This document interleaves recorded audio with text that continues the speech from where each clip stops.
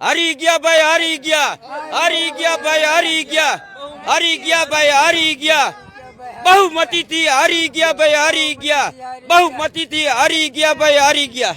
કहीं ખુશી કहीं ગમના માહોલ વચ્ચે મોટાભાગની સીટો પર અત્યારે મહાનગરપાલિકામાં ભાજપના ઉમેદવાર જીતી રહ્યા છે, ત્યારે જે કોંગ્રેસના વોર્ડ નંબર 12ના ઉમેદવાર છે એ અત્યારે આપણી સાથે જોડાયા છે. શું કહેશો વિનુભાઈ?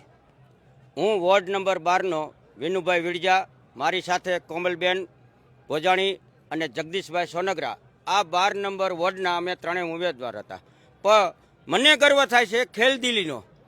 કોઈ નહીં નારો બોલ્યો હોય, અનેક નારા બોલાણા છે, ભારત માતા કી જય, જય શ્રી રામ. આ તે જ્યારે અમે બધા સાથે મળી નારો બોલાવ્યો છે, હારી ગયા ભાઈ, હારી ગયા, હારી ગયા ભાઈ, હારી ગયા, હારી ગયા ભાઈ, હારી ગયા, બહુમતીથી હારી ગયા ભાઈ, હારી ગયા, બહુમતીથી હારી ગયા ભાઈ, હારી ગયા. ચૂંટણીમાં આ વખતની આ ખેલદિલીને લઈને તમે શું કહેશો? ખેલદિલી આવી જ હોવી જોઈએ, પણ 52 દીધી છે એટલે એનો અર્થ એવો નથી કે પ્રજા સામું ન જોવું. આ સમાજે વિચારવાની જરૂરિયાત છે. કદાચ છે ને 52 નો હોત અને 42 હોત તો શું ફેર પડે, પણ એ હવે સમાજે, દરેક સમાજના વડીલોએ, આગેવાનોએ નોંધ લેવાની જરૂર છે. બસ મારી આટલી જ વિનંતી છે કે આવી ખેલદિલી સાથે અમે છીએ, પણ તમે કામ કઢાવતા શીખજો.